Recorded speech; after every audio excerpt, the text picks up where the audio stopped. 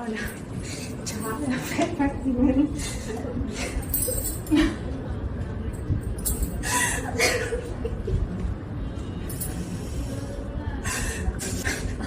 Thanks madam, నన్ను కాపాడారు.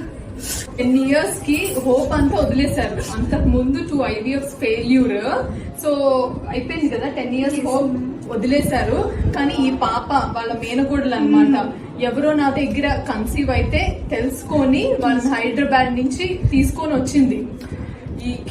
తనకి it's a very difficult case. Almost నేను ట్రాన్స్ఫర్ చేసిన రోజు కూడా తను క్వశ్చన్ వేసింది, మేడం 6 mm ఉంది, ఏం చేద్దాము అని. నువ్వేం వర్రీ అవ్వకు, అక్కడే ఎక్స్పర్ట్ అయ్యి అనేది వస్తుంది అని వాళ్ళ ఎంబ్రియోస్ ట్రాన్స్ఫర్ చేసాం.